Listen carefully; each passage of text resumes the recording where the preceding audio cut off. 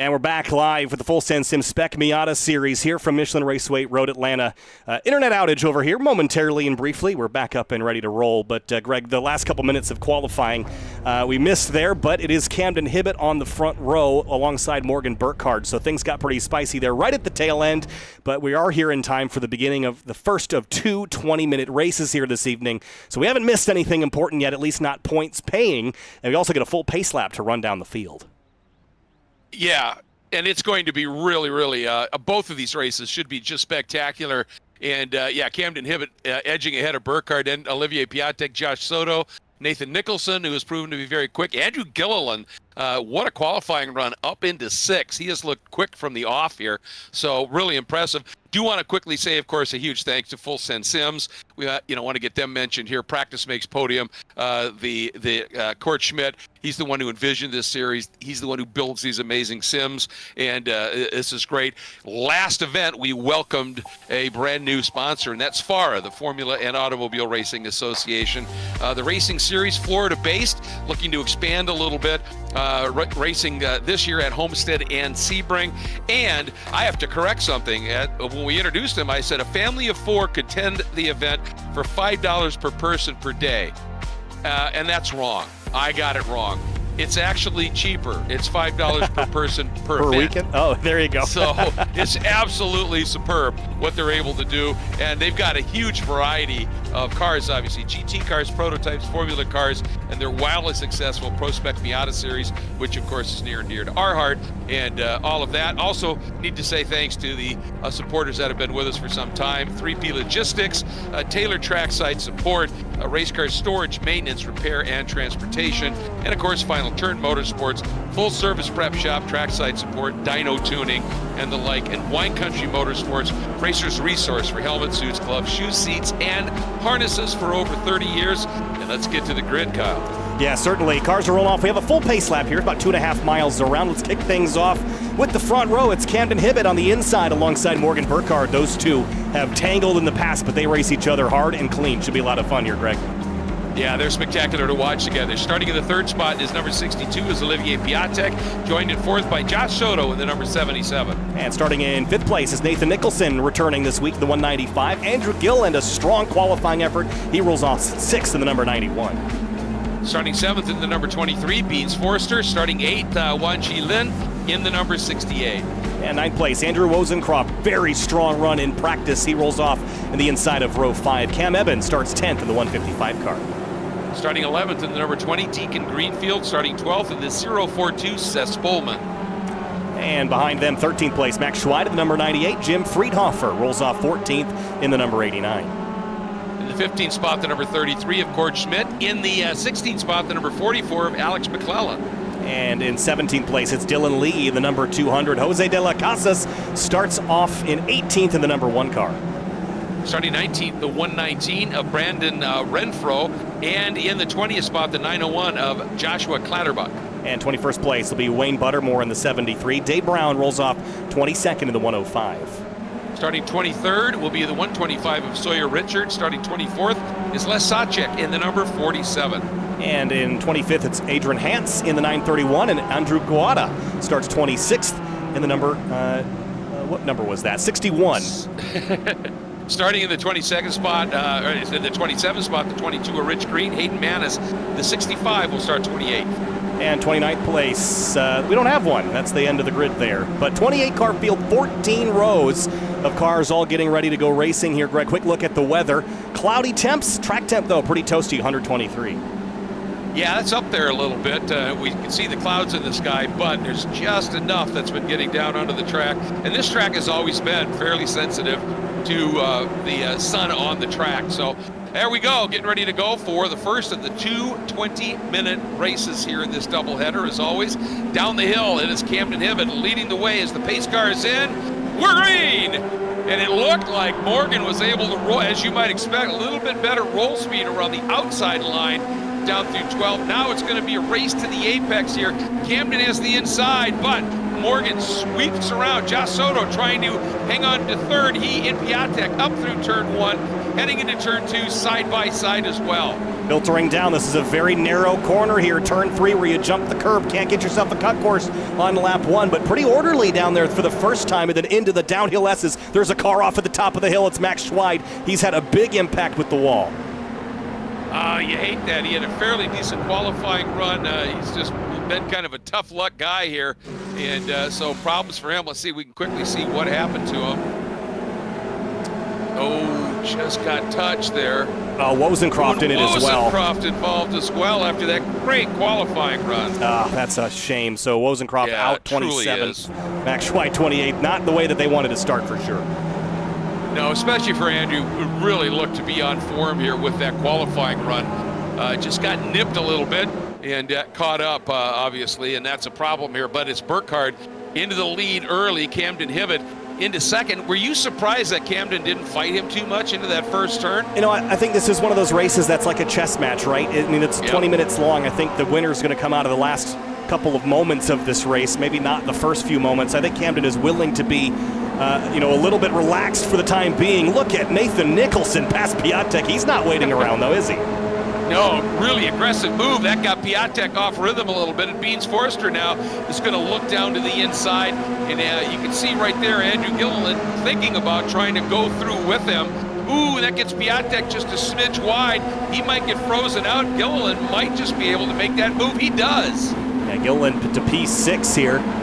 Got his on board as well, so we'll jump on with Andrew as we climb up towards turn 3. Blind crest here to turn 2. There's a curb that starts. You don't want to hit the blunt end of that. And you hop this curb there. Gilliland miss it just a touch.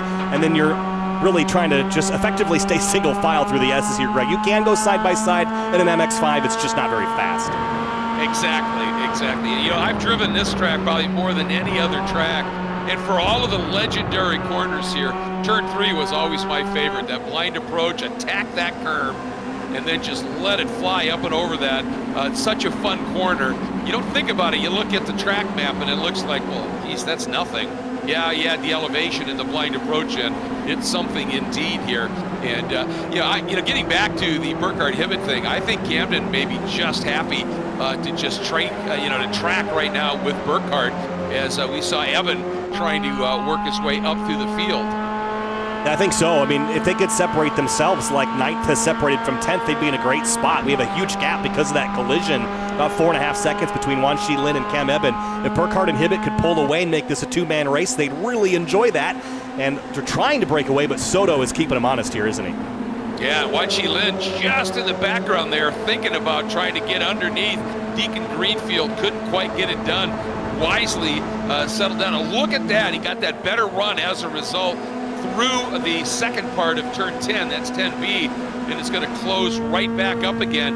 And he might be in a position to get a draft done here down into turn 1. Let's see what kind of speed and obviously they want to stay close. So the other side of the coin is he may have just opted to not attack too hard here and just, work obviously with Deacon and bring themselves back up under the back of Gillen and that group up front. Yeah, Wan Shi apex turn 3 quite nicely, just nibbled that curb. Interesting to note that he's running with a Formula-style rim. In an MX-5, Greg, that's probably not the preferred method of handling this car because of how much oversteer you can get at moments. I'm sure Wan Shi normally drives Formula cars in iRacing or something similar, because otherwise, as Court would probably attest, you want to have the right gear for the job, but a Formula rim in a car with this much steering lock probably isn't the most comfortable thing for 20 minutes. That's a really good point, and that's a direct drive too, isn't it? So along with the not being able to shuffle the wheel a little bit, you also have a heck of a lot of feedback through that wheel. But all in all, still sticking right with it, sitting at 9th, and as you said, because of that incident, has that big gap back to Cliff Eben. Get yourself a rig that's built for you. It's full send Sims, huh? That's the spot. That's the spot. Dial it up, get whatever you want. They'll even put it in a car for you if you want. Look at this now, a little bit of a break. And you can see Soto trying hard not to lose these two guys. And a little bit of a gap back to Nicholson there in 4th, who's got a lot of company there as well. Oh no, and Adrian, Hance has a problem and is off. I'm not sure. This car looks like it has some damage, or it had some before. Let's see if, oh man, he was nursing it around for a while. Let's see if we can find what he was involved with. Is it before this? Had to have been. Yeah, looks good here, yeah. Well, at least the back does, the front not so much. Yeah. It was even before this. This is about a lap and a half ago. Here we go. Ooh. Oh. Oh, and that's where was it the 22? Rich Green, yeah. I saw sitting behind him in the pits who seriously broken left front corner there. Yeah. There you see it. And he was just a victim in this. Crash happens ahead of him. Not really a lot he could have done, and bam. No. And then there's that big hit. Left front dives into the gravel. Yeah, it's that red car right behind that just tapped him. So he's gotten his car repaired. Now, I don't know if they've turned on what they would call a fast repair here tonight, which is you get your car instantly fixed on pit lane, or if that is an actual repair. But one of the other things that the new damage model has is a completely different repair system. Complete parts can be fixed. They couldn't before, right? It would just be 50% damage and they might fix it 25%. But now there's the concept of replacing components with this new damage model. So depending on what parts you break, you can get parts replaced and head back out on the racetrack. Sometimes the car will drive perfectly. You can replace bumpers and panels, and on open wheelers they'll replace entire nose cones and wings and things like that. Not exactly sure. Again, I haven't had time to play around with this car to see what is replaceable and what's not, but at least Rich Green is back on course. Yeah, that's great to see. And I just saw Morgan. It looked like a corner cut there in 10A, but doesn't seem to be paying any kind of a consequence for it at this point. Yeah, you and can that get lead group of 4 has opened it up a little bit over the pack that involves Piatek and Forster and Gilliland. Yeah, so there. Yeah, so the thing about this is one of those tricky iRacing track limits things. The white line isn't where the edge of the track is. It's the edge of the curb, and as long as the center point of the car doesn't go over the inside edge of the curb, he's fine. So he was really close to it there, Greg, but okay. Very, very, very close, but still on track per the rules of iRacing. But yeah, that's about as tight as you want to call it there. Yeah, he's trimming the margins pretty narrow there, isn't he?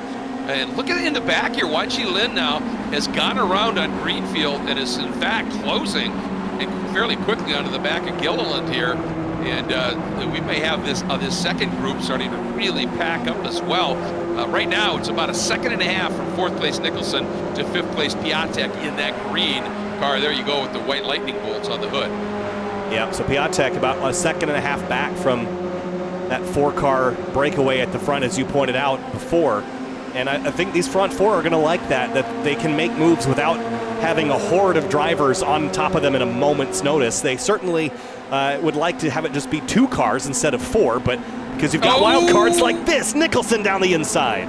Yep, you can almost see that coming, and we've known that, Nathan is not one to be shy, and he will take an opportunity, but what's going to happen now is he got all crossed up after he had to check up and get out of it, and he now is probably going to drop back and be part of a group of 4 going for that 4th spot now. Just that little bit of a loss of momentum, and it actually hurt Soto a bit there too. He sensed it coming and opened the wheel up a bit, Kyle. Missed the apex as a result. That slowed him down through the exit. You talked about how important that 10B is, and if your line into it's wrong, you're slow all the way to turn 1. Yeah, I think the interesting thing, though, is that Nicholson is almost perfectly between Soto and Piatek, so he could actually act like a draft bridge here between the front pack and that secondary pack, because he's going to have Soto's draft, but Piatek will have his. So what was a 4-car fight could soon be a 9-car fight. I think it's more likely that Hibbett and Burkhardt will take this opportunity and try to drive away from Soto, though, and just make it 1v1.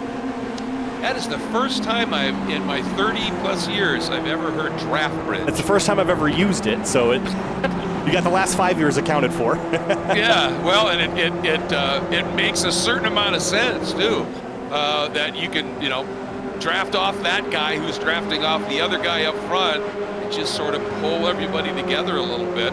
And it certainly looks as though Soto right now has actually been able to maybe make up a little bit of that deficit. But for sure, Nicholson with Piatek right now, they aren't exactly losing ground here. This is pretty interesting stuff. Yeah, about a second back, so they're at the upper limits of the draft. But Nicholson's got a hot rod tonight, so he probably could run Soto back down a bit. So we'll have to keep our eyes on that. We're about halfway through this race, 10 minutes down, 10 to go. And of course, we still have the second race after that where we grid by the way this race finishes. So still lots left to sort out here. Yeah, absolutely. And one thing, That was tight. Piatek threw on Nicholson. Really Nicholson was. almost went him off the course coming down the hill. Watch this. Oh, so close to the edge of the track. Trying to open that run up, but yeah, that was very fortunate for him at this point that he didn't lose it. You know, what we haven't talked about here is, as things look to have settled a little bit, are the points. Camden Hibbett is leading the points, but Morgan jumped 6 spots after the last round from 7th up into 2nd right now, and he's only 5 points adrift. Defending champ Nicholas Rice-Puto is another 4 points behind Morgan, 19 off of Camden Hibbett right now. Soto is only 4 off of Rice-Puto, and Dean Dibdahl, who I don't see racing tonight, is only 6 off. Now this does account for drops and all of that, so it's not exact. Oh, Morgan Burkhardt right there, a little bit wide. Didn't seem to lose anything. You can see a little grin across Camden Hibbett's face there. I don't know whether that was a comment made on the radio or just he saw that he got Morgan to make that little bit of an error. I know, that is something that a driver, when you see the guy in front make even the slightest mistake, you smile a little bit. Yeah, anytime you put a loaded tire in the grass on the outside edge of a curb, it is a trouble spot. And it sounds like Dylan Lee has had a problem, and I think this car has got some damage. Let's go back and see. Or maybe it was a downshift into turn 6. Boom. Oh, yeah. That's got to be so gutting. You're having a nice fun race. You found somebody to race with, and then everything goes away. But look at Soto now. This is now a 3-car pack. And Piatek not that far. And I think that bridge you were talking about is actually really coming into play here. And look at the background. Lynn now is attacking on Gilliland for the 7th spot.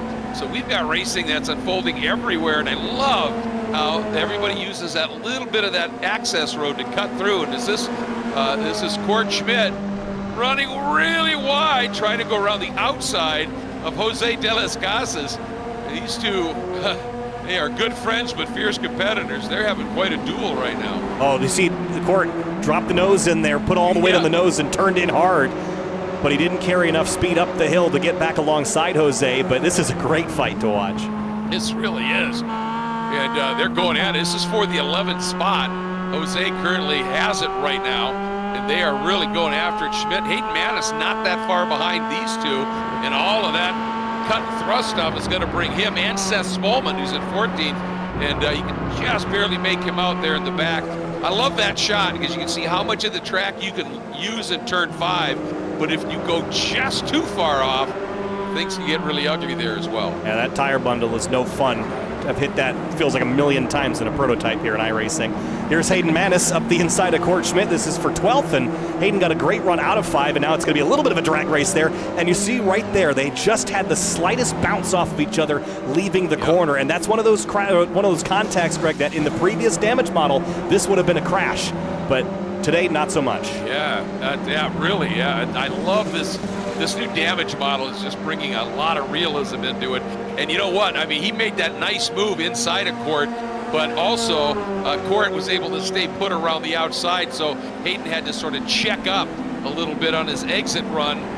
Oh, and he opened the wheel up thinking Court might make a dive, and Court did not, but Court's going to get a nice run. And watching Lynn now trying the outside through turn 1 on Andrew Gilliland. And if he's got it in place here, he'll have the inside in 2. He does, and Andrew gives way.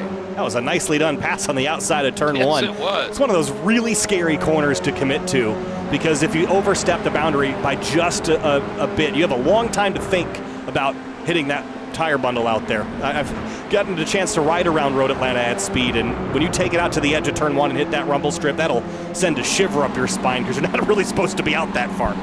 No, you bet. I mean, when I was racing there, it was one of the real commitment corners, just in the sense that, in the 89, big moment here, Jim Friedhofer. And didn't see what happened, but Hour of exactly replays. what you're talking about. Probably right here. Grabs the curb and around he went. Just a simple spin there. Just barely touched. And for the lead. Oh, look at this now. Well, how? This has flown by. We're under 5 minutes already. and it is time to go racing. And Nicholson and Forrester in the back now. Seeing these guys side by side, Kyle, is licking his chops. And you can see Hibbett made the move, but got off line a little bit. Burkhardt responded. He's back in front. Now Piatek and Soto side by side through 12. It's game on, I think. About 4 laps to go, maybe 3. It's going to be close, I think, with 4:25 left on the board. But we're certainly starting to revolve the doors a bit at the front here. Burkhardt and Hibbett trading spot strikes. Piatek, Soto, Nicholson in, and then Forster clinging to the tail of this. It's 6.5 back to Wan Shi Lin, so they're likely out of it. But Forster is in it in P6 right now. Yeah, and I mean, you know, that margin from Soto to Nicholson was almost 2 seconds not long ago. It's under a second now. And Beans is close enough that he's got to be picking up a little bit of a toe. He's just got to be really, really smooth and precise. Woo. Ooh, gets into the gravel there, hangs on to it. But that's got him now within 2/10 of Nicholson. So we might well have a 6-car train here over these last, 3 laps? Yeah, that was a big commitment, too, at the exit of 5. I mean, and a couple inches more, and you're in the tires there. So he is absolutely trying to carry speed. We've got a 6-car battle here, and Camden is already lighting the fuse on it, side by side up the back straightaway. And this is a long straightaway here, almost to max velocity in these MX-5s. And these guys are teammates. Are they trying to basically create a wall to keep Piatek and Soto from having any kind of an opportunity to make a pass? Well, I'm not sure it's going to be a very good one, because running side by side is just slowing them down.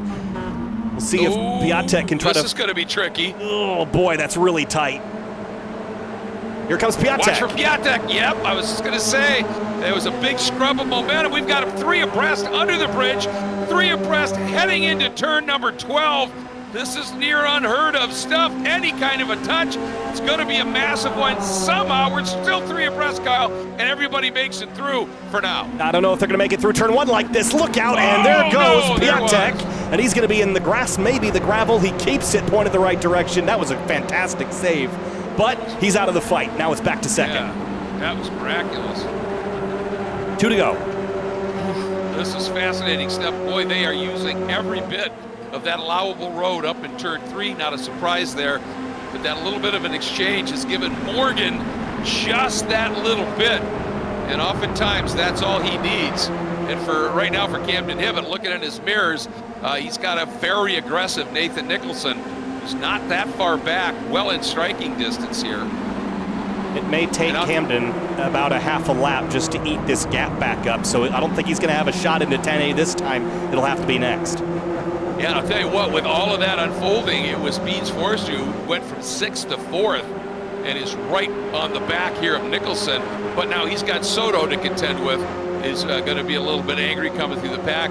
And for Piatek, it was just, it looked like Camden's car just skated just a little slip sideways. And it was just enough. Not a push from Nicholson. There's still 1, 2, 3. All teammates here. But 3/10 is the gap heading into 10A. Coming to the white flag this time. So crucial here to get this run out of 10B. Carry as much speed as you can under the bridge, down into 12. Everybody a bit more circumspect this time just because of the gaps between the cars. Here we go, white flag, 1 to go. And there's Piatek, and then Lin in the background. He had a good race-long fight to get up into 7th, but it just took him too long to get there.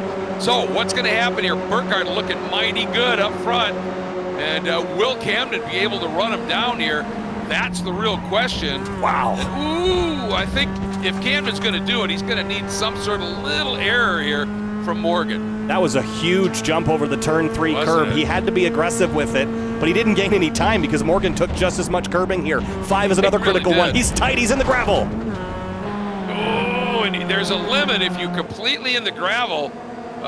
That is also frowned on here. And it looks like he may have got away with it. It looks like it's going to be a 3-car battle for the win, assuming that either Camden and or Nicholson could get up to the back of Morgan. Morgan got a really nice run there out of that crucial turn 7.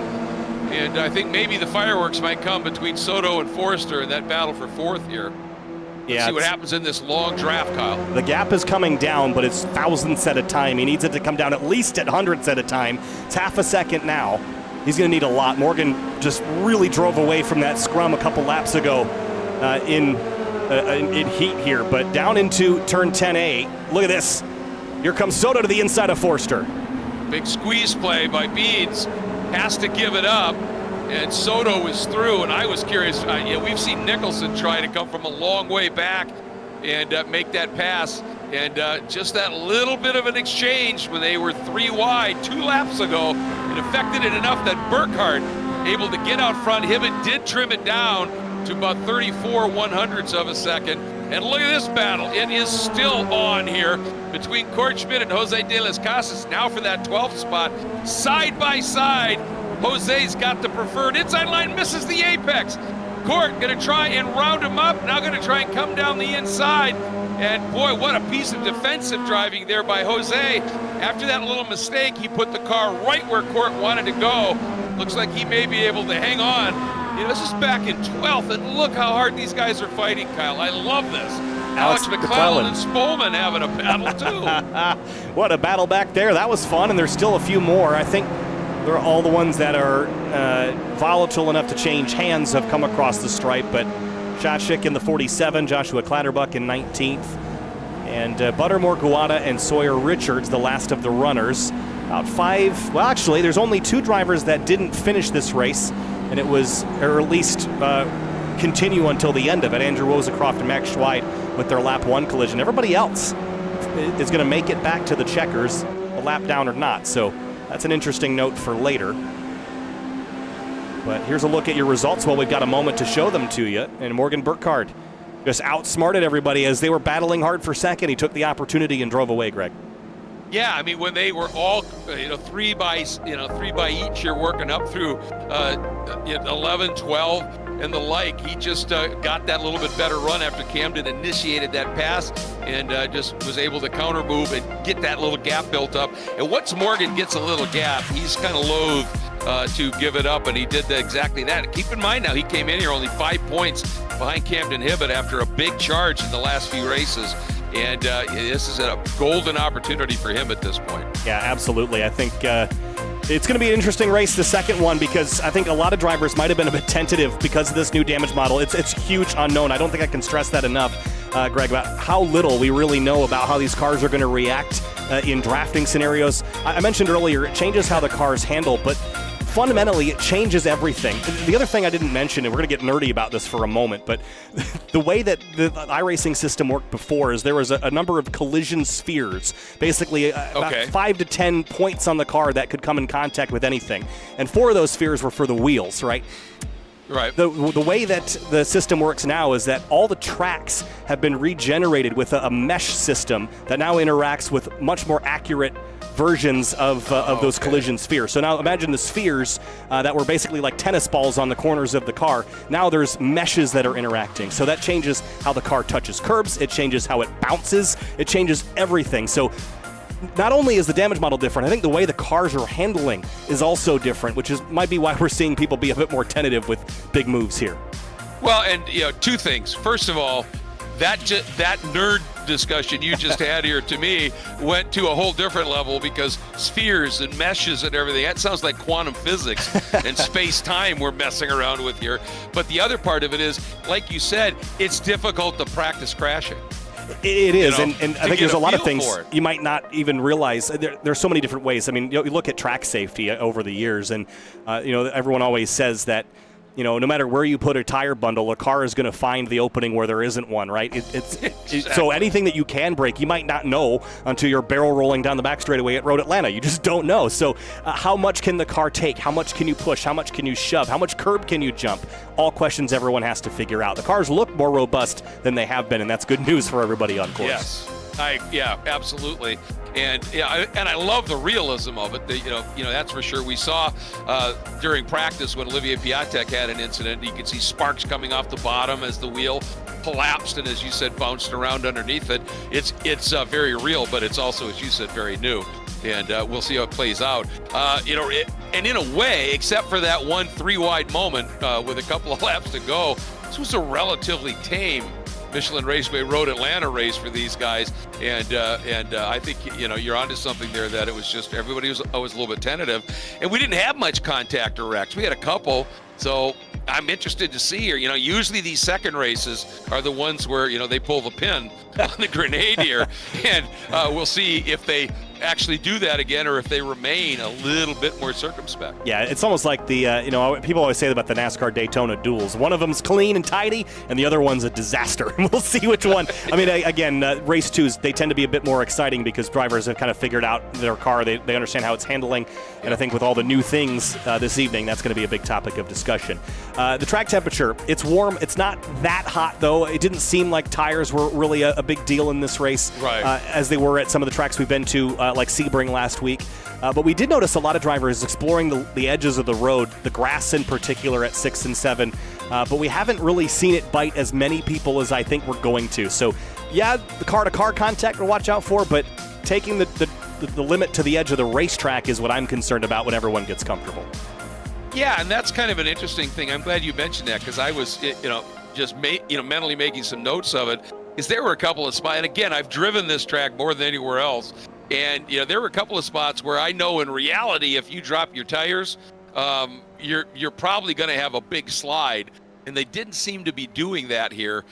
So that's interesting. The other thing I wanted to point out, we were having that chat about turn 1, and then the action got a little crazy. But turn 1, I always talk about commitment corners, but a lot of them are just speed through the corner. But turn 1 is you fall away into that corner, and you do it quite literally on just full faith. You turn in, the car starts to slide, the back end comes around, and you just keep her pinned with the faith that you're going to eventually, as you drop into it, you get that climb and you'll get that bite. But it takes a little while, whether in the real world or in a sim, it takes a little while to just believe that's going to happen sometimes. And it's a tricky corner, and if you misjudge it by that much, you're off. And you're leaning so much on mechanical grip in these cars, not really any aero to speak of, not even a NASCAR style blade. As we see a car go off wide there and into the wall, see the corner collapse, which has been kind of the common thing that we've seen so far. So taking note of that, but that's you don't have any downforce, so you turn into the corner. You're leaning on the tires, you're leaning on the balance of the chassis. And I think steering with your feet, as we've watched Forster do, that's one of those critical things. Can you get the nose pointed with your braking? We saw Court do that to great effect against Jose de las Casas there. Yeah, absolutely. And when I was driving there, I was no aero at all, so it was all that mechanical grip you're talking about, which I love. I mean, obviously aero is exciting, it's fast, but it's the mechanical grip that to me is when a driver feels it in his butt for real, that's what he likes there. And getting a little bit of fluid and getting ready to go for Camden Hibbett. Wan Chi looking to improve a little bit. He's got a great starting spot for this one, doesn't he? With that great finish he had. Yeah, P7 for him. Yeah. He's belted into that sim too, isn't he? He is. He is. I don't know if they're connected to anything, but yeah, they look good. Yeah. How about this guy? Man, has he just come alive this season for us? Yeah, top 10 runner week in and week out now, and I think moving closer and closer to top 5s and consistently making great decisions on the racetrack. He'll be fun to watch in this one, and of course, Beans Forrester giving us the pedal cam as well. Absolutely, as always. Oh, and he's got the boring socks on today. All right. Fun. And yeah, exactly. Beans, come on. And for Andrew, the only thing I can see that might be a problem for him is that sunburn. Is he sunburned? Oh yeah, I guess he is. It was just the color. Oh, I think it's the chromatic on the camera, but because I'm sure that shirt's not that blue. Yeah, probably not. Cars are rolling here. Starting lineup is on the left-hand side of the screen. And that will give you your running order. It's how they finished race 1 is how we're going to start for this race. And Burkhardt and Hibbett are again controlling this one. Nicholson hasn't been with us every week of the season, but he's kind of the wild card. We know he's good, but is he playing the team games with Burkhardt and Hibbett, or is he up there to really spice things up? I think we have yet to see. Well, and I think, with him, the name wildcard's great because we know he's fast, there's no question. But he also, we saw him in that first race make that big lunge from way back into 10. If he senses opportunity, he tends to go for it. The one thing that, the reason he can kind of get away with that is that he'll go for it, but if he senses it isn't happening, he seems to have the ability to get out of it without getting into people very often. So that's an impressive tool. Let's talk about Wan Chi Lin just a little bit. That first race, it looked like he really figured some stuff out in the latter half of that race. What do you think he learned? What do you think he's going to be able to do now to be able to maybe come up and crack this top 5? Well, Wan Chi's an extremely experienced iRacer. He's driven a lot of different cars over the years. I think it's the racecraft that he's been getting used to, because this car, again, with the Spec Miata style setup on it, it drives a bit different than it will drive in any other context here in iRacing. So the more experience he gets in traffic and handling the weight and power level of this car, I think the better off he's going to be. Where I think in qualifying, I think he could probably do with picking up individual pace as well, because I think he's kind of qualifying at the bottom half of the top 10 or just outside of it. So if he could get that sorted, I think he'll be a top 5 threat. But definitely learning racecraft, racing people side by side, that's how you're going to figure out how to race any kind of Miata, let alone this one. Well, it's usually a little tougher transition, isn't it, coming from open wheel racing to sports car pack racing. When you've got all kinds of crazy traffic around you, and just make it happen. Once you figure it out, you're great. So we're going to find out if he has, as we are up and under the bridge here at turn 11 and getting ready to start our second race of our doubleheader here. Pace car making its way in, and again, it's Morgan Burkhardt this time. We'll be bringing him to the line. Early green flag. Away we go. And let's see if Camden's going to be able to do what Morgan did in the first race, and that's make that outside move. Car in the grass, way down to the inside. And let's see, is he going to go for it? He's using that line. Trouble. Oh, and a big off. Is that... Gilliland's one of them. Yep, a couple of cars off. One of them backward. That looked like Gilliland, maybe. Oh, that's big damage. Oh, man, that was a hit. Yeah, that's now unfortunate. You can see that new damage model at full effect, isn't it? Yeah, that's no fun. That'll be the end of his night, unfortunately. We'll get a look at it in a little while once things calm down here at the front of the field. A little side-by-side deeper in the field. Look at this, side-by-side through 5. You can't do that, can you? No, not technically. That's McClellan right there, the number 44 getting after it. So this is pretty fascinating stuff right from the off. And as we talked about, it's usually these second races where it turns into game on here. Jim Friedhofer, who had that incident in that first race, already has a big wrinkle on the back of the car as he's settling into a good battle here with Dylan Lee. I think Dylan was one of the cars that was in the grass on the front straightaway. I think so. Yep, I think you're absolutely right. See that damage to the rear of the car. There's Brandon Renfro trying to go 2 abreast here. We just saw him up front, still out there a little bit.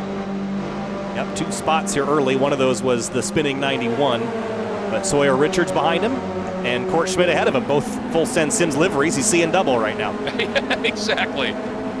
Get the ire up just a little bit here. But again, I mean, we're talking about it doesn't matter where you are here. You find people to race with, and this is a good battle right now. 11th, 12th, 13th, 14th in the field up front. It is Camden Hibbett. He's got that lead. And Morgan and Nicholson and the whole pack. Oh, they've already made a little break, haven't they? Yeah, about 7/10 of a second. But yeah. Go back and see what happened to Gilliland here. And I think this is going to be pretty frantic, but middle of your shot gets tapped by Wan Chi Lin.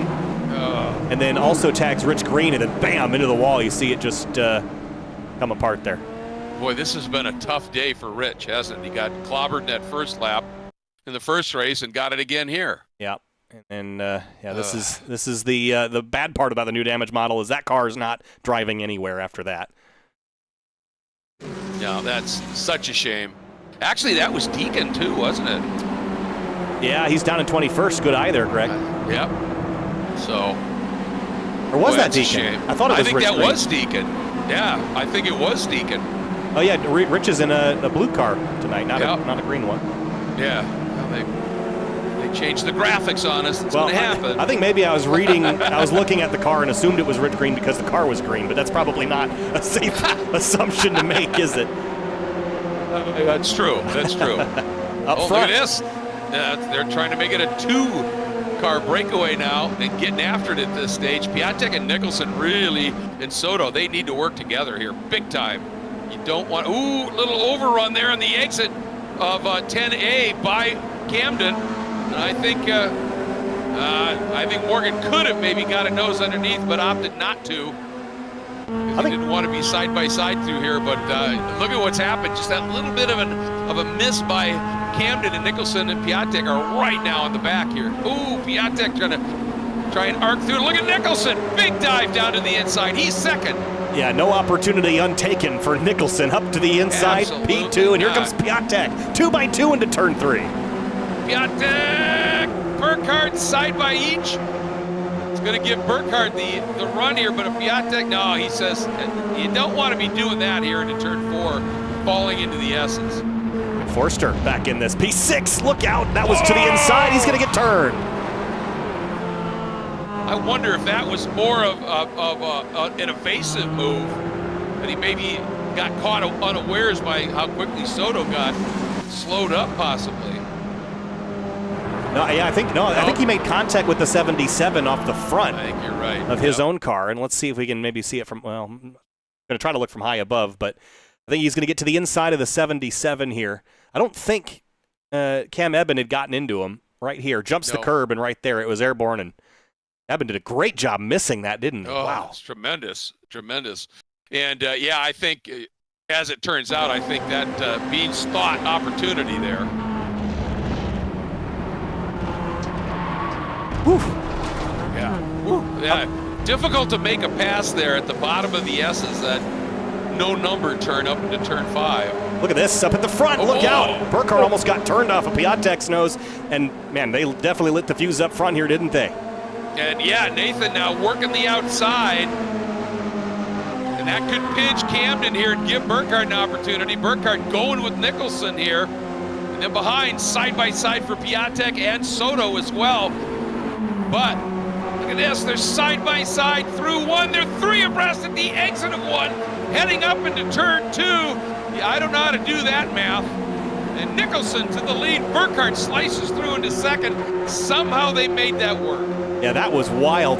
I was wondering with Hibbett leading, we saw Burkhardt lead most of the race previously.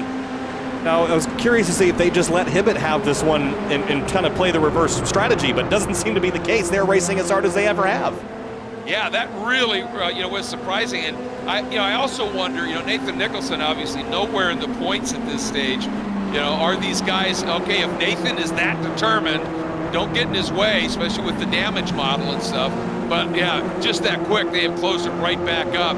And we'll see how that plays out. He said, as you said, the wild card, the interloper here. Oh no, and another moment here for the 73. Just hate to see that. Yeah, Wayne Buttermore here for his contact with the 61. Yeah, both praise both of them. Oh, what a nice save, what a actually. Save by Quada. Then for Greenfield, the seas parted here. Watch this. He was on a mission after getting taken out in that first collision. How about that? That was spectacular. And that is very un-Guada-like. He is just one of the cleanest racers out there, and I think he just misjudged it a little bit. It's going to happen. Look at his 3. Oh, look at this move by 1G Lin. He's showing up to play. So he sure did. That's that 5th. We had talked about it before we went green. Has he learned what he needs to crack the top 5? I say yes. Oh, look at this now.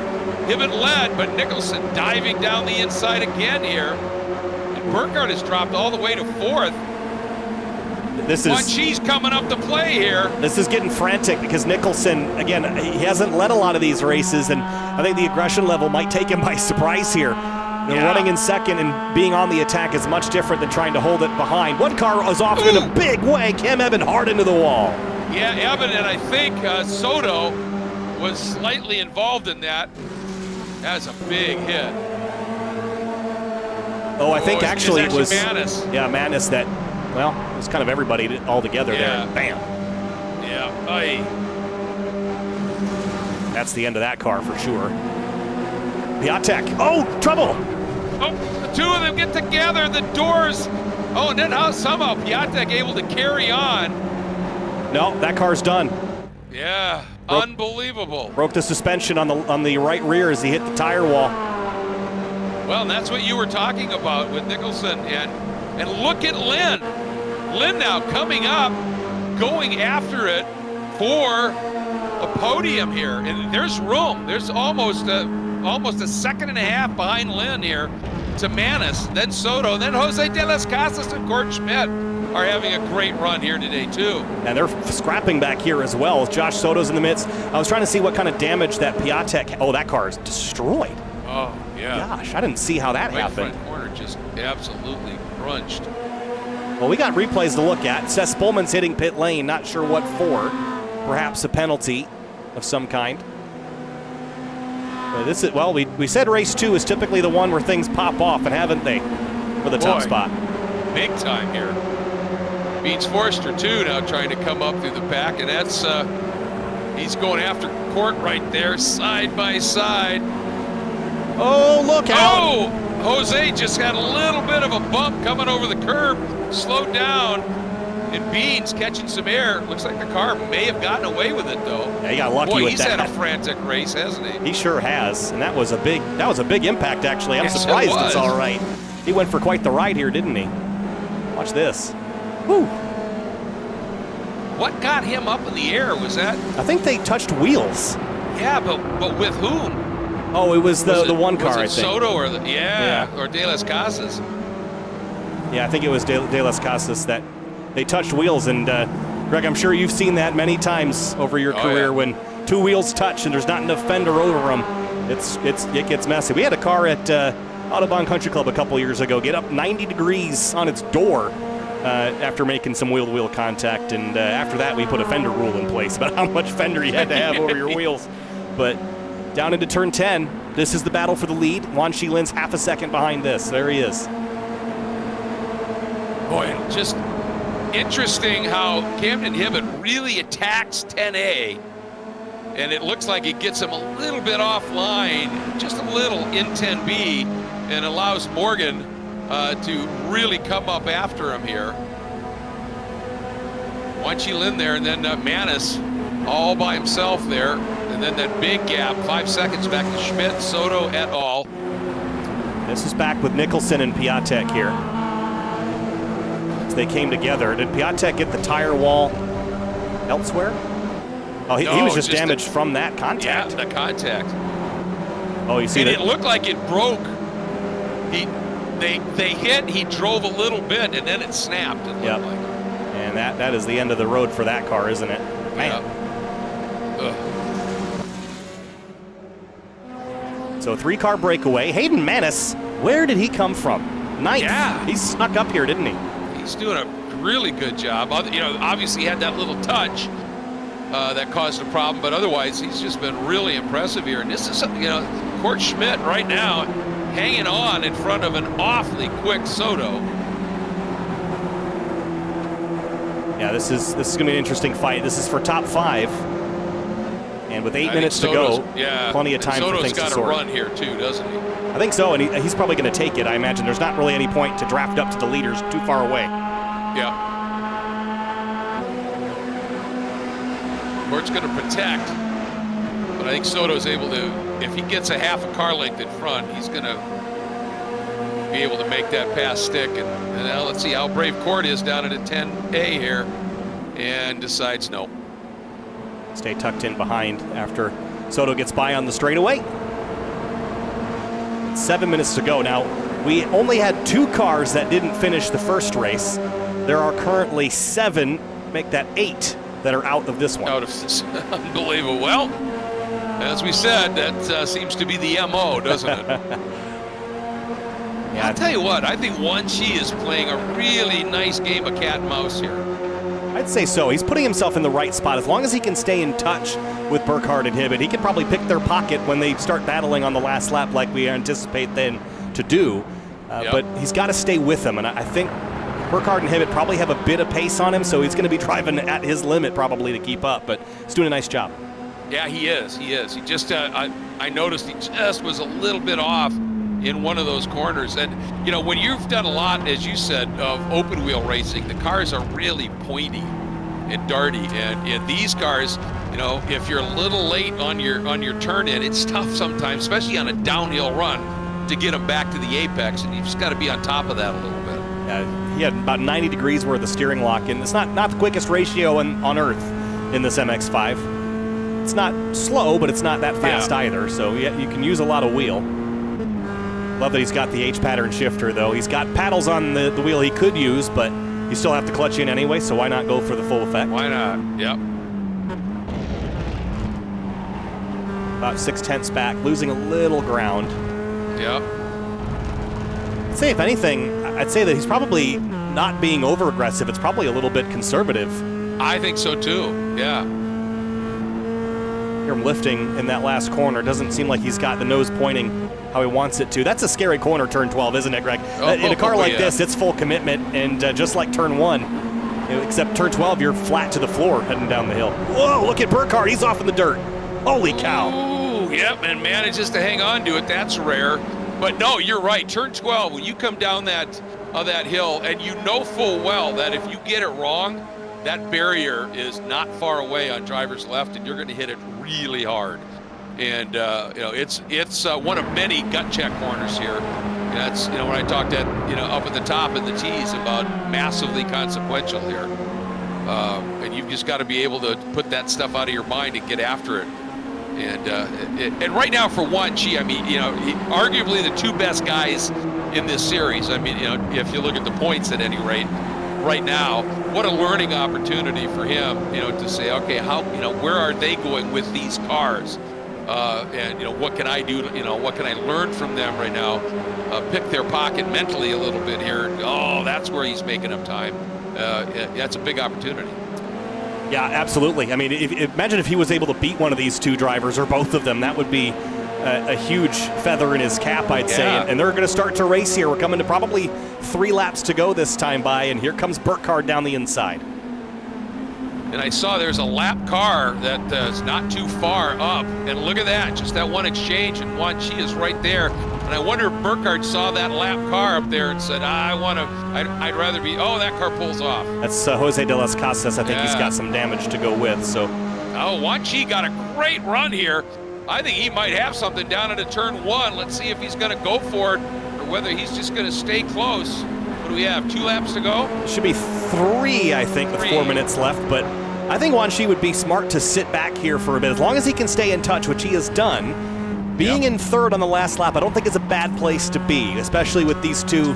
They have a lot of fun. They're up towards the pointy end of the points. They're happy to lean on each other a bit. Maybe Wan Qi can sneak by and steal one from him. I think I'm with you on that. And I think he may be too, because he had an opportunity. If he had wanted to, I think he had the run. He could have, tried to dive down the inside. But the problem is, he may have got by Hibbett. He probably wasn't going to get Morgan, and that would have allowed Morgan to just say see ya again. And so I think he was, he's playing his cards well here. And the one thing that I notice, and this makes sense, is, for a guy whose most of his experiences is open wheel, he isn't using anywhere near as much curb in spots as the guys are up front. And I think now, again, following them and seeing how they're just climbing the curbs, using them everywhere, this is an opportunity. Here comes Camden now. He's going to go to the inside. And look at Wan Qi immediately. All right, I'm going to swing up. I'm going to use this wide and arc in here. Is he going to make it 3 abreast out of this turn? No. I think sitting back here and watching this all play out is going to be very good for him here. If he pounces too early, he might just end up getting dropped out. Yeah. So this is 2 laps to go coming to the line, but he has a nose on Hibbett here. He's going to go for it. Why not? And again, that I am seeing Hibbett with that. He's just, it's the little too fast into 10A, and it gets him offline for 10B. Wan Qi's there, but look at Hibbett. He's going to go to the outside, keeps it on track. He'll have the inside here into 2, and Wan Qi says, nope, not the place yet to do it here, as we do have 2 laps to go here. I think that was smart. I think it was smart. I don't know if Wan Qi backed out, but remember what happened last race. There was a battle for second with 2 to go, and Burkhardt won the race. So letting Hibbett get his bearings again is a smart idea. He's about 4/10 back, which is a bit closer than he was the previous race. He was about 6/10 back after that little scrum in race 1. So I think Camden's close enough to close this gap back together. I think so. And I think Wan Qi now is proving to be quick enough to maybe help him with that a little bit. Wan Qi closes up nicely under braking here. Hibbett a little wide on that exit run, but not bad. All right, this is really fascinating stuff. And now, watch Kyle see if Hibbett does it again down into 1. I don't know, into 10A. Right now, this is all drafting here, but he just has a tendency. He either carries a little bit too much speed or he turns in a little early. Well, this could be a whole different dynamic here because he's not going to be able to run the whole track width. But he just gets in a little bit where he runs wide. That was much better that time, actually, and he needed it. Look at Wan Chi actually got the best run of the 3. He's looking to the inside. Morgan covers. Outside goes Wan Chi. And he's going to have a really nice run. White flag. Look at this grouping as they come through. The entire top 3 covered by under a quarter of a second. And side by side into turn 1, they're going to touch contact there. And this is where Wan Chi, Camden's off. So Wan Chi's going to be second. He's going to try to go for the lead here on driver's right. Watch it. He's up high, really wide here. He's got the line, and he just goes for it. Hibbett comes up the inside. How did they may have I love this new damage model because they may have just grazed each other, but it didn't get him at all. Wan Chi way offline as he fell, and that's where I'm talking about with the weight of these cars versus the open wheel. When you get that wide, it's just tough to get it back to the apex. That was a great exchange, though. Yeah, I knew you were going to like that damage model because of moments like that, because you can bang doors and fenders and not send someone to the stratosphere. So that's a lot of fun. But again, Burkhardt has managed to come out the other side, leading by half a second. That is a sizable gap, but what's the run out of turn 7? It's excellent for Camden Hibbett, and I think Burkhardt saw it and immediately drove to the right side of the track to break the draft. And look at Wan Chi going, okay, you guys do that. I'm going to do the shortest line. And hopefully they'll just bob and weave enough to bring me right back into it. And he's closing. Camden is going to be there. He's not out of this one yet. No, I think Camden's going to have a shot here. It's just going to be 1, though. I don't think he's going to get 2 swipes at it. Here he comes. Sold him the dummy, dives to the inside. What a move. Burkhardt trying to cover it. Camden's got the inside. That time he got a tremendous run. Did turn 10A really, really nicely. Now, is Morgan going to try and squeeze through? I don't think he's close enough. Morgan now worried more about Wan Chi Lin. Camden Hibbett going to respond, gets the win with Morgan second, Lin third. That top 3 covered by 0.4 of a second. Oh, trouble. Oh, that's Hayden Manis. Yeah, last corner. Wonder Stuck. if he had the engine, the downshift problem. I'd have to imagine. Yeah. Look at this scrap coming back to the stripe. This is Forster, McClellan, and Friedhofer here for 10th. And that's basically it as far as battles. Let's see what happened to Manis real quick. Yeah. Well, let's go back. It's not what I was trying to do. Let's go back and... well, he'd already retired by that point. Let's see. We're right on board and we'll listen, see if that tells the story.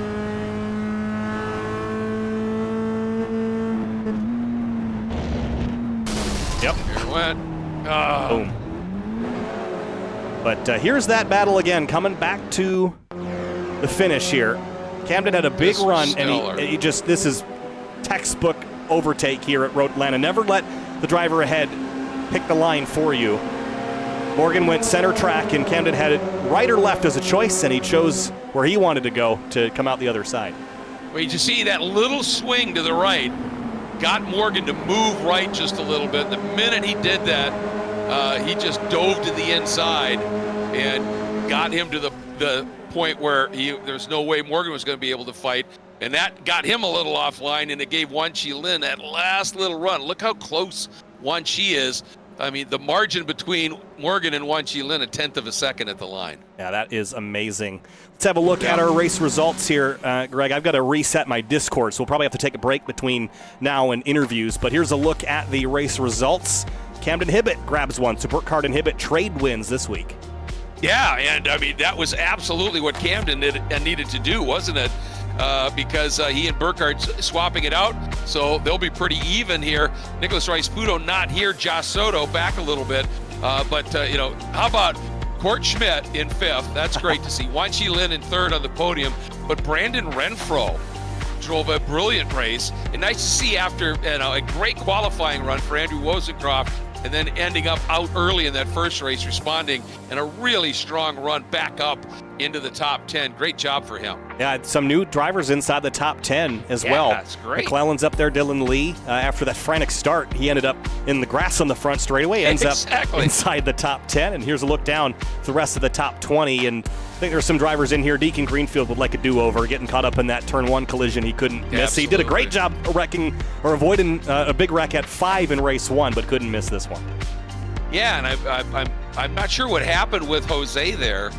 I wonder if for Jose, I wonder if that was an engine letting go, because he did it right in front. Remember, coming through the exit of coming through 3. I wonder if that may have been the issue there. One question I want to ask you here, because I'm not real familiar with what the ratings mean, but right now Camden Hibbett, coming into this weekend in this series, has an average rating of 130.42. Next closest was Morgan at a 116. From what I understand, that's pretty damn impressive, isn't it? Yeah, I don't actually know. I've never really considered those rating numbers. I'm not sure what they're calculating necessarily. iRating obviously is the number I'd be looking at for their official race participation, which obviously isn't traded in hosted or league sessions. So I'm not actually sure, but I can tell you it sounds like bigger number better. So that's easy enough to understand. Well, yeah, exactly. And I wonder, if it, Morgan had 8 starts, 4 counted races, 4 wins, 6 top 5s, etc. Camden, 6 starts only, 4 races counted, but 3 wins. So maybe it's just that little bit of a difference into how they're factoring it. But nonetheless, both races, that first race, little tame for what we've seen here at Michelin Raceway Road Atlanta in the past. I think you talked about it, that new damage model. Maybe just making everybody a little bit more circumspect in that first race, but it was kind of no holds barred in that second race right from the off, wasn't it? Yeah, I think so. The one thing I learned that we'll take with us next week is that the rear suspension in particular seems weaker than the front, which I think is actually the case on the real car as well. I know that when these cars race, they actually use some components from the Mazda RX-8, which was on the same platform when Ford owned Mazda, and they had beefier hubs and things that they would run on these cars because they were the same design, just bigger. It's interesting to note that where the weak spots are. It seems like side-to-side contact, you can do that a lot more effectively without barging yourself off track, but front to rear into the wall, no good. We're going to take a short break here. We'll try to get my Discord reset so we can do some interviews, hoping that it'll work, but bear with us. We'll be right back.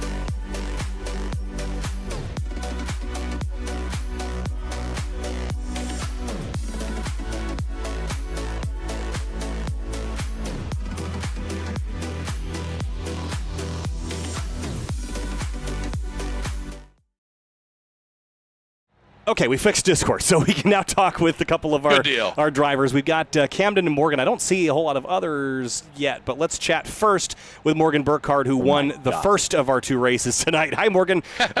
Pretty frantic evening, I would say, especially that second race. It got pretty spicy at the end there. Take us through your night battling up there, especially that first race that you were able to hold off the big pack of cars there at the end. Yeah, no, race 1 was is a lot more docile in comparison. It was pretty much just go out, lead, and we started the dice with 8 minutes to go and kind of testing the waters, and I was able to just keep the car up front. But with the new damage model, the car definitely handles just a little bit differently. I think the shock compresses and decompresses in a slightly different way that gives it a couple different characteristics. But the big thing about the damage model is the fact that when you bump draft just a little bit too hard, you get that little piece of damage that Camden had in race 1 and I had in race 2, and it essentially just nullifies any draft that you get. So if you're not 2/10 behind the guy in front, you don't really get a tow. So it's something to worry about for the rest of the season, but that was going to happen this time. It's just all about learning. But race 2, way different, way more aggressive, and just trying to keep in the top 5 and keep some tire under me, because the way that it was going, I could kind of feel the energy in the pack was getting pretty bad, and just waiting for it to boil over, and eventually it did, and I was just happy that Nathan and Oliver didn't bounce out of the wall and back into the track. So it was nice to be able to have that. I mean, obviously it's not nice to have less of a pack, but as far as variables go and ease of racing, it's a lot nicer from a driver's point of view. Well, and the other thing that we were noticing that we really liked was the fact that now you can just rub a little bit and it doesn't suddenly knock you sideways. It actually allows just a little bit of incidental contact, and you're able to get away with it side to side. Which is really interesting. Can you explain again quickly what you meant about the damage from the new damage model would null out the draft?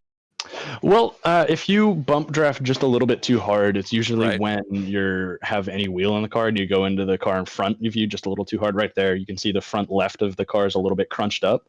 Yes. For whatever reason, the effective extra speed that you get from the draft, about 4 or 5 tenths back, that damage is the absolute inverse of any benefit that you'd get. So you get 2 miles an hour from the draft, it slows you down 2 miles an hour. So you end up not really going anywhere. Oh, wow. Okay. So that little bit of damage is enough to arrow affect the draft. Yep, for sure. And that's why Camden in race 1, he could get to half a second, and the entire back straight he'd maybe gain half a tenth. And the same thing in race 2, I felt kind of like a sitting duck going down the back straight and had a half a second on Camden, and he could clear me before he even crested the hill. So it's something that we've got to be really careful about moving forwards.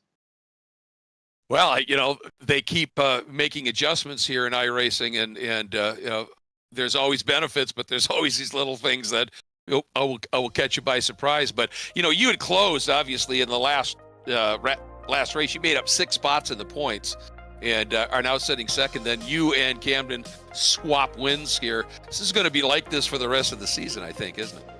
Oh yeah, no, I'm really looking forward to this battle. Camden and I think we're really even on pace, and a lot of the tracks that we're going to go to is going to come down to racecraft and the different variables about who else is in the front pack. Because I think some of the 2 constants are going to be Camden and I in the front pack, which is awesome, and it's just going to be like a revolving door kind of thing where we're trading it. Every point from this point on counts. Everything means something. Like I think we both have 1 drop where we've missed a race. So looking at the points after this one, we both scored the same amount of points. It's a 3-point gap in the championship swaying his way. So I'm really looking forward to how this is going to play out for the rest of the year. In race 2, before we had the calamity in turn 7, we had 6 or 7 people in the front pack that I'm pretty sure could have diced it out for the win. So it's not just Camden and I. We're the only ones that have been here for a majority of the races and had really good consistent results, but it doesn't really tell the whole story. There's on any given night, especially at this track, there were 7 people up there who could have won. So it's going to be really interesting trying to not only dice with Camden, but dice with everyone else who is maybe not in it for the lead of the championship, but they're in it for 5th in the championship, and their points matter too. So it's going to get real interesting. Well, the last question here, in your mirrors in the second race was a guy named Lynn, who is a pretty solid racer, and now he looks like he's finally figuring out this platform. I think he's going to be one of those guys that could be making things interesting for you. Yeah, without a doubt. I've raced him a lot in MX5 Cup cars and Spec Racer Ford, and he's been really quick in pretty much any platform that he's tried. So I kind of figured it was only going to be a matter of time before he got up here. But it's just an extra variable to have and an extra car in the front pack so that we can put on a better show. Well, it's tough to beat the show you guys already put on, but I agree with you. That front group of cars, anyone can do it, and it is some of the most exciting racing you can imagine, and you play a huge part in that and always have. So thanks for that, my friend. Of course, it's my pleasure. Thanks, Morgan. Thank you, guys. And we'll talk to Camden Hibbett, and we'll finish with Juan Shi. Camden Hibbett wins race 2 tonight, and man, what a textbook maneuver that was on the back straightaway heading into 10A.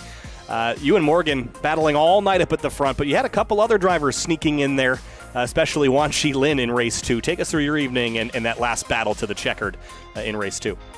Yeah, I don't know. I'm kind of at a loss for words for tonight. Tonight was way different. I think the new damage model kind of threw some people for a loop. I don't really know anybody if anybody really knew what to expect. This car drove a little bit different with the new damage models. The suspension's a little bit different, so it kind of rotates and shifts the weight around a little bit different, and the contact and just the racing style that tonight had, it was a different feel, and it took, as you can see, it took a race for people to figure it out. Everybody was pretty calm, just kind of staying in line race 1, and then it all kind of started to unfold in race 2. But I got lucky with the run. I got down the backstretch, come into the line, or come into the chicane and on race 2, and I wanted to hold him as far over to the right as I could to make sure I could get that run and hopefully clear him before 10B. And yeah, it was a good move. It was a lot of fun tonight. It was nice seeing some new faces up there. Congrats to Yangshi on the podium in race 2. That was a lot of fun racing with him, and yeah, it was fun tonight. Well, that was a brilliant move that you laid on after you got that great run out of 7. I actually said that you sold him a little bit of a dummy there. You went right, and it was brilliant because the minute he edged right, you just dove to the inside. Decisive move. Those are the ones that just make you smile, and you just executed that beautifully and just had the momentum. And I mean, you got Morgan off line a little bit enough that Wanqi actually had a little bit of a shot at him too. So that was just great stuff right to the end, both races, but well played. And you're going to hang on to that point lead, but Morgan's making it tough, huh? Yeah, it's been interesting. Even through all the changes throughout the season, it's been me and Morgan at the front almost every single race. It's going to come down to the wire here this season. I don't know what the points situation looks like right now. I think we're still too far out to really look at it. I think we just got to go into each week and kind of do what we know how to do and go win races. That's all you can really do at this point in the season. In my opinion, you got to wait till the last 2, maybe 3 races to really start looking at points, because up to that point, you just got to go win races and put down consistent finishes. And then the points will kind of unfold from there. But yeah, like you said, as soon as I saw him point the car back to the right, that's when I made the move. And knowing that he was still pointed to the right, I could kind of squeeze him back up a little bit on turn in and clear him before 10B. But it's gonna come down to the wire this season. It's gonna be, I don't know how close it is right now, but I'm sure it's super tight, and we've been trading wins and podiums back and forth, so it's gonna just keep getting closer. I think so. I think it's going to be a fabulous battle right through the end of the year. Thanks so much for putting on such a great show for us as always, Camden. Yeah, real quick, I want to thank Mazda Motorsports and Racing Prodigy and all my partners real quick. Huge thanks. We can't do not only what we're doing tonight, but the real world stuff has also helped this, and Sim helps the real world. So it all correlates, and Racing Prodigy, Mazda Motorsports, all our partners. It's been a fun couple of months. We got some news coming soon, hopefully in the real world as well. So it should be a fun finish to the 2024 season, and fun finish to this Full Send Sims Spec Miata season as well. You're being a little bit of a tease, my friend. I love it. Well done. And Thank you. Yeah, thanks again. Good luck, bud. Thank you, guys.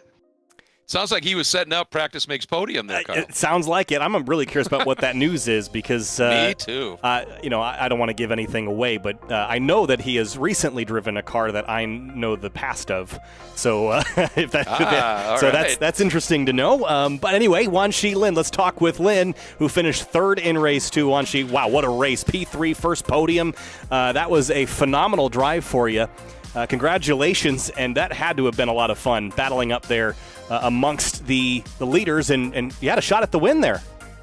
I mean, it may seem that I have a shot at winning, but I feel like I'm still adjusting to the car. It's what is it? I mean, I've driven Road Atlanta many times. In much faster cars. It's like I just keep subconsciously trying to run the wider line to get a better exit. That just doesn't work at this car. It's like I just have absolutely no run out of the last corner. That's the thing I regret the most this race.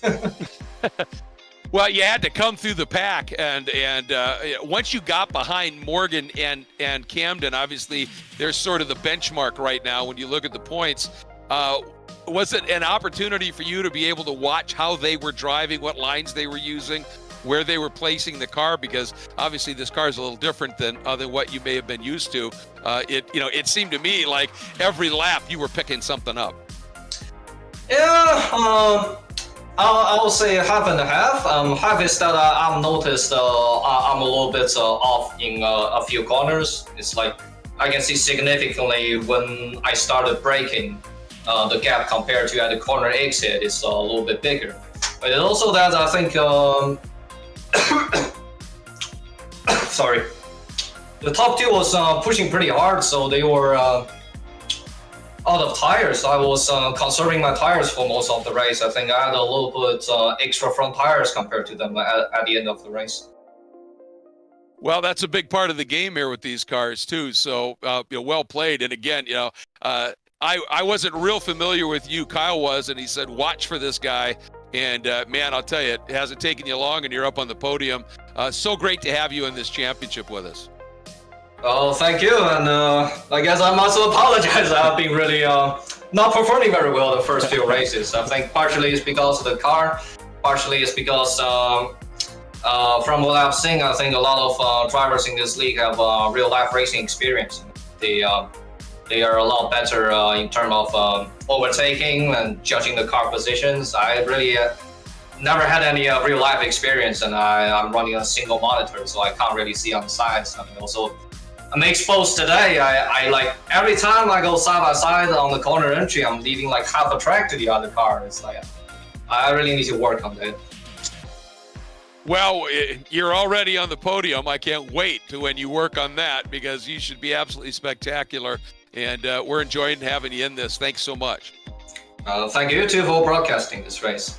Thanks, Munchie. We knew you get up on the podium. Didn't take you all that long, actually, in the grand scheme of things. So we'll look forward to talking to you again. Thanks so much. Yep. All right, Greg. Wow, what a night. Started off with some technical issues. Going to apologize for that, but we got it all in, thankfully. Didn't miss the grid. A little bit frantic on the technical side tonight, but we did see some interesting racing. I think the most interesting comments were from Morgan and Canada about how the suspension was handling.